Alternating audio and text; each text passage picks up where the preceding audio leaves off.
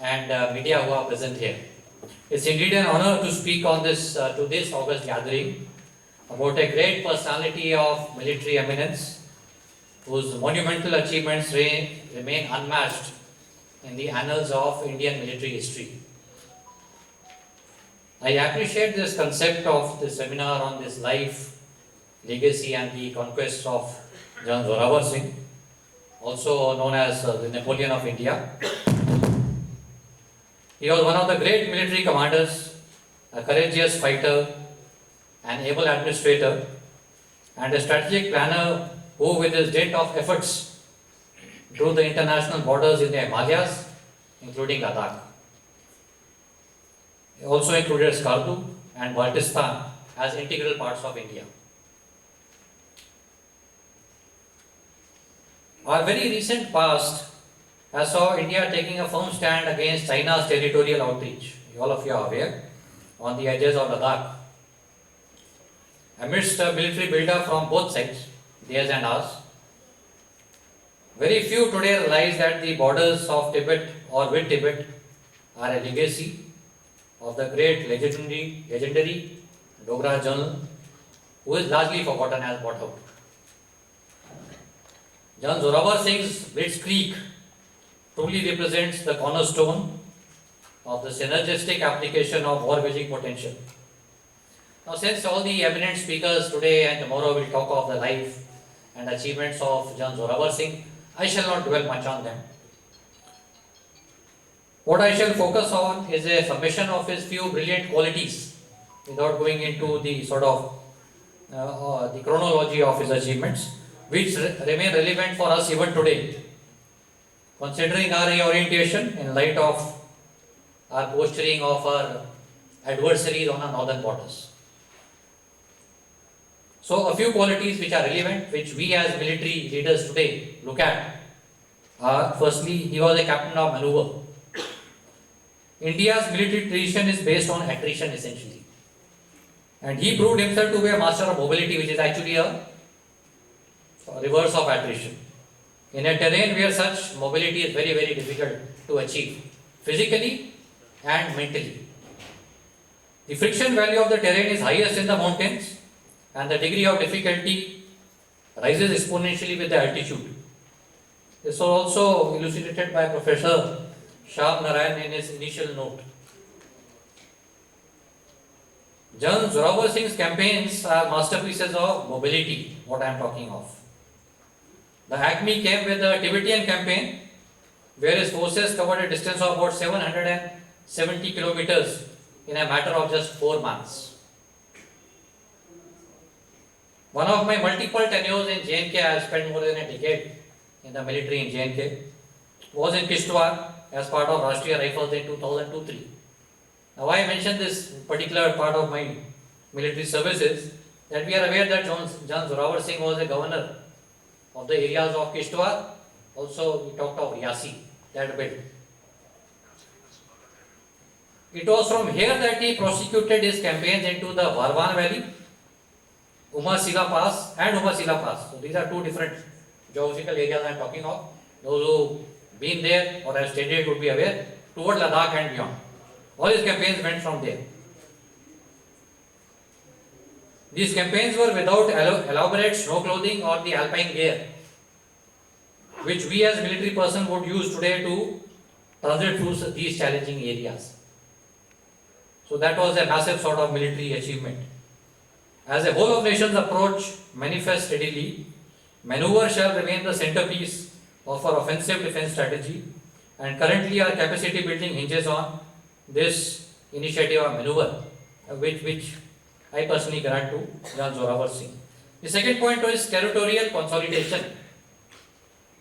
In keeping with the garrison tradition for enforcing control of territories, General Zorawar Singh built a series of forts in Ladakh, and we are talking of them.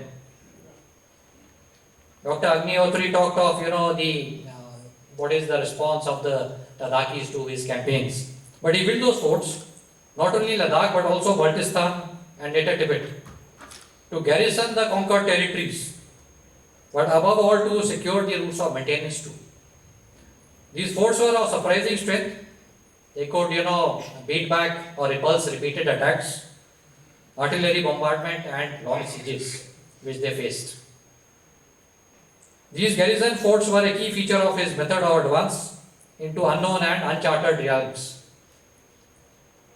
Our existing infrastructure along the northern borders plans to incorporate this sort of inherent resilience to sustain the onslaught of the adversary's offensive while retaining the capability to act as firm bases for our own offensive. This was the second point I wanted to talk on. Third point is that he was the administrator par excellence. Forts with minuscule garrisons, strength of 50 into 60 men only. They were able to control vast tracts of captured territory.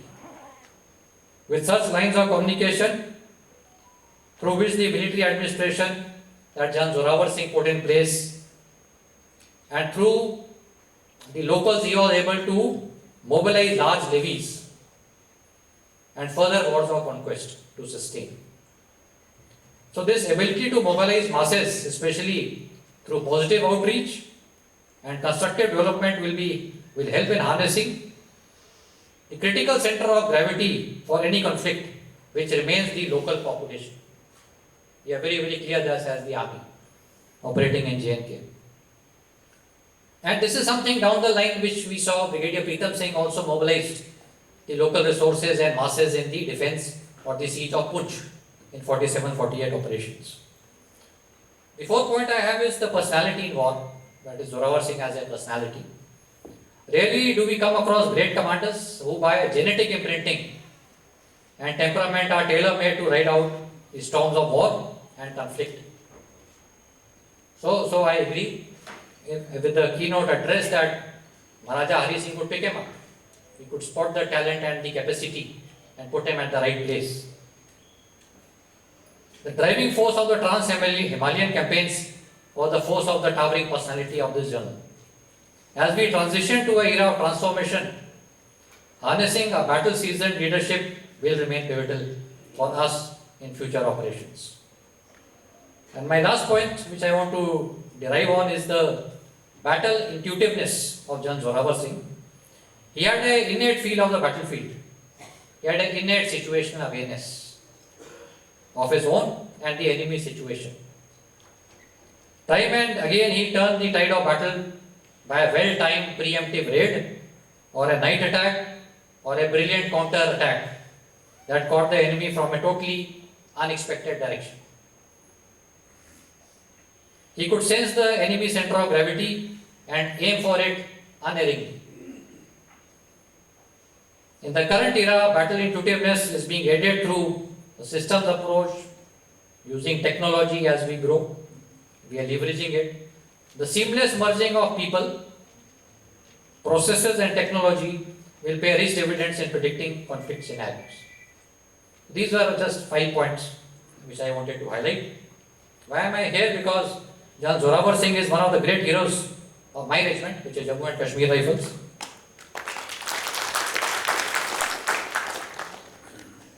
And I will take this opportunity to talk a bit of this regiment. It's a truly historic Indian regiment raised by Maharaja Gulab Singh in 1820.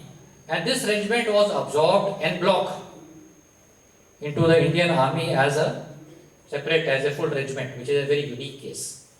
It's because of the contribution of this regiment in all the wars, whether it is from World War I or World War II. A second unique feature is that this regiment has fought with distinction in both the world wars, not under British officers but own Indian state forces officers. This was another very, very peculiar thing to this regiment, and as was covered in the keynote address, that the history is written by whom is what matters, but these are units, regiments which have performed in all these domains. Our regimental recording of history also does not do full justice to our achievements, akin to the way we are talking of General Zorawar's recording of history. It is much more than what is talked of, what is there.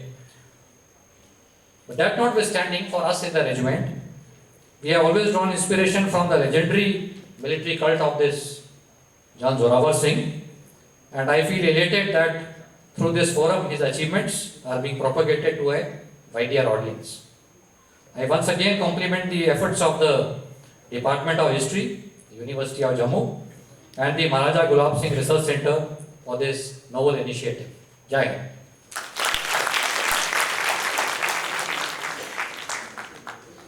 Thank you, sir. I now invite Major General Gaurav Gautam to say a few words.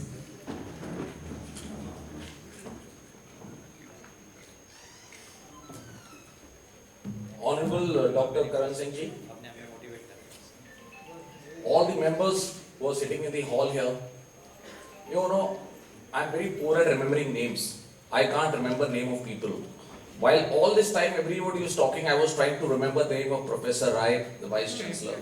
I was trying to remember the name of Dr. Agnihotri, who gave such an eloquent talk to us. But I do remember the name of Professor Suman and Professor Shilpa because they had come to my house, and you know, when they had invited me, it was a matter of honor for me. Now when I came to this hall, I thought that I'm going to speak to a large number of students, right? So I thought I'll speak in their language.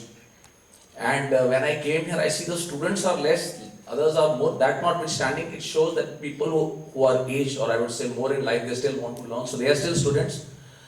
But what I'm feeling very proud of to be here, in this hall, in this place, everyone over here is somehow or the other linked to Jammu and Kashmir. The very soil, this Devbhumi on which we are standing, is with the blood of our forefathers who fought protecting the motherland. Be it 47, before that, 65, 71, someone or the other in this audience would have done it.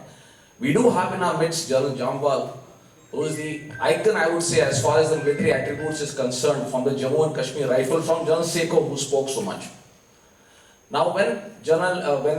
Agnihotri spoke, General Seko spoke, you see, we in the army are very particular about time. The time right now is, I think, 11:40. This is the time when Dr. Karan Singh should be speaking, so technically my time is over. So I can't be speaking. And whatever I wanted to speak, the military attributes, those lovely words which you heard, that was stolen by General Seko, my dear friend, my brother. I have nothing to speak. But that notwithstanding, I will tell you something which is different. It is not military, it is not history. It is not what you hear. You see, when I was in class 6, I was in Chandi Mandir. First time I heard the name General Zorawar Singh. It was, I think, probably in a comic, Amar Chitra Khatha, or maybe in the libraries of Chandi Mandir where my father was posted. I liked that name. You know, you're a kid, you like that name, and then you study about him, and I knew that there is one good general. It is, when I came into the army, at that time, surprisingly, I also want to tell Dr. Agnihotri that the nation has not forgotten him. Indian military still remembers him, reveres him. His teachings, the way he fought, it is in our blood. So, I happened to go to Kailash Mansarovar Yatra. All of you here will be talking about General Zorawar Singh, about his life, what he's going to do. I am the only one here who would not be from Jammu and Kashmir Regiment, may not be from J&K, but I would probably be the only one in this room who went to that Samadhi at Toyo of General Zorawar and paid my obeisance to him. You know, a very interesting story which the historians will not tell you or will not read it in the books. When I went over there, I saw a lot of many. So, you know, this guy was telling us General Zorawar Singh, and I said, no, I have to visit that place, so we diverted the bus. So, I was at Yatri, you know, once you trek for 14 days, then you travel on the bus to Taklapur before you go to Kailash Mansarovar. So, I said, just divert that bus to Toyo. So, there I saw a lot of many small children, you know, they walked up to me, and I love interacting with children. So, they said, you know, we are the progeny. They didn't use the word progeny. He said, we are the children, General Zorawar's grandchildren. And I felt very proud. I didn't feel proud that he had fathered so many children. The fact was that why I felt proud, that in that desolate place, at the altitude of 14,000 feet, there were people, he was still living, and not while in India, but in the blood of the people over there. While it is said that when he died, his body was cut into pieces and distributed amongst the people revere him over there. Not only that, they say that he should not be reincarnated, so they built a chotan for him, so that he doesn't reincarnate and destroy or capture Tibet. They were so fearful of him. He was a great general. You know, I had the opportunity of carrying out exercises, foreign exercises in lot many foreign countries, Americans, Europeans. You know, they talk about operations, you know, all these English words which you hear. They talk about their revolution, military affairs, their equipment. But when they came to India, I told them about General Zorawar.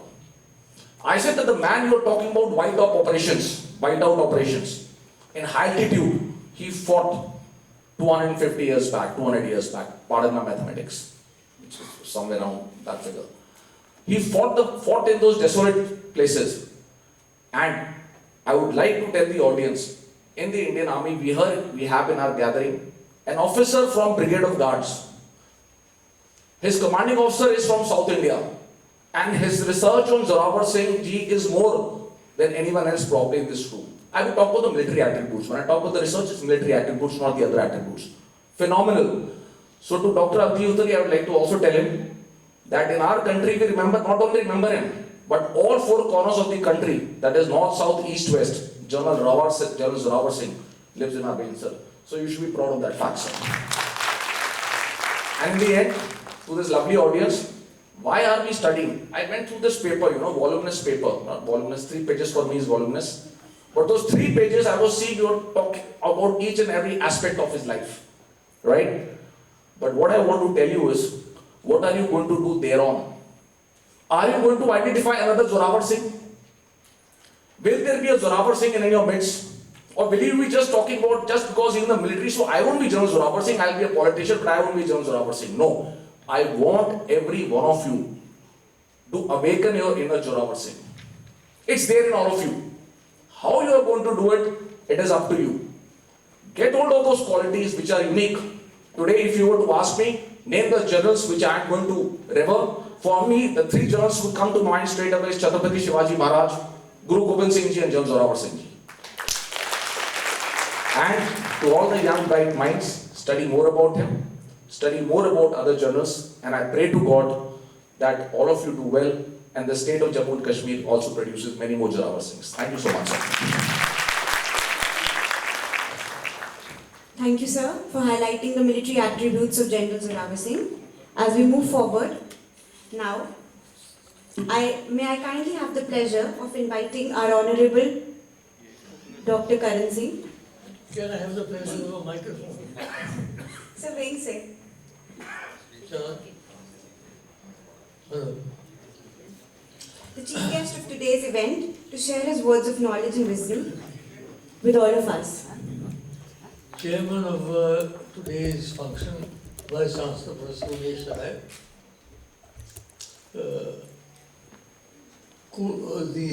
Professor Kuldeep Agnihotri, who gave a very, I must say, very interesting address. And we have 2 generals, serving generals in the Indian Army. I am also a general in the Indian Army, by the way. I am an honorary general in the Indian Army. And of course, Mr. Suman and Mr. Shyam Bihari Lal. I must say, I have attended many seminars for years and decades and all. But the opening of this today's seminar has been particularly interesting, because usually keynote speeches are very boring. Because as you say, one say written, and if you read a written speech, then people tend to go to sleep in the middle of it. But Professor Kuldeep Agnihotri, आप जिस तरीके से बोले ना, बड़ा आनंद आया। उन्होंने एक नया हमारे लिए एक नया परिप्रेक्ष्य प्रस्तुत किया है, इतिहास को कैसे देखा जाए। इससे सब सहमत हो या ना हो, वो बात और है। लेकिन इन्होंने जो दृष्टिकोण हमें एक नया दिया है, इस प्रकार से देखना चाहिए इतिहास को, वो बहुत दिलचस्प है, बड़ा महत्वपूर्ण है।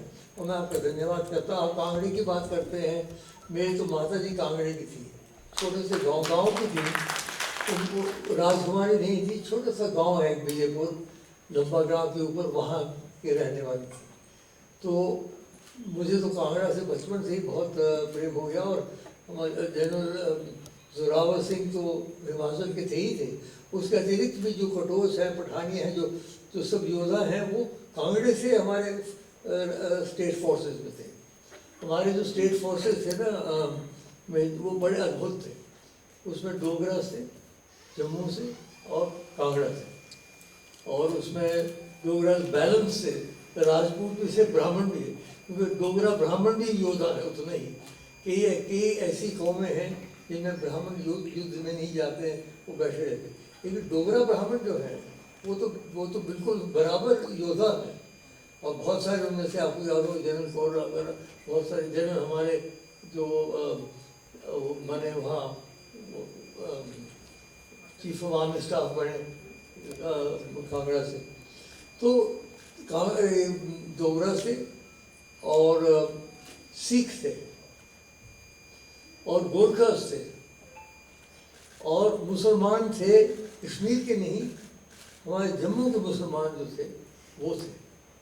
तो एक बड़ी अद्भुत एक स्टेट फोर्स थी। इट वॉजंट अ यूनिफाइड और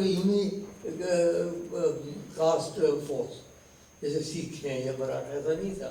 बहुत बहुत मिक्स, बहुत अद्भुत था। Because the very state that Maharaja Gulab Singh created was a pluralistic state. It was a state in which many languages flourished, many religions flourished, many cultures. I remember when we used to have our darbars, we used to have the bhutiyas coming in their own costumes, and people from Ladakh coming in their costumes, and it was an extraordinary event. So this was a remarkable state. And it is always a matter of some regret to all of us that Maharaja Gulab Singh's place in the creation of modern India has not been adequately recognized. It has not been recognized clearly. If Maharaja Gulab Singh had not founded the state of Jammu and Kashmir, India's borders would not have been beyond Patnitop, not even Banihal perhaps. And therefore the whole northern India, which is part of India, is as a result of the state founded by Maharaja Gulab Singh. And in the founding of that state, General Zorawar Singh played a very special role. Because in the same way as Maharaja Gulab Singh and Maharaja Ranjit Singh made a remarkable coordination. Many of the battles that Maharaja Ranjit Singh won were as a result of the Maharaja Gulab Singh inputs. So, in the same way, the territories that were added to India under the Dogaras were General Zorawar Singh. So, Maharaja Gulab Singh has never got his due as a political strategist and a thinker and a visionary. And General Zorawar Singh has never got his due as perhaps the greatest warrior we've ever produced. One doesn't want to denigrate anybody else, but everybody talks about Chhatrapati Shivaji Maharaj. We have the highest regard for him, Maharana Pratap and all. They all fought within the boundaries of India, because that's where they were located. It is the Dogaras alone who were able to not extend the boundaries of India all the way up to Central Asia to Tibet. Now, this is something which I cannot understand why our historians have ignored. There has been a constant attempt to denigrate and belittle the Dogra inputs in Indian history. By Dogra inputs, I mean Maharaja Gulab Singh, I mean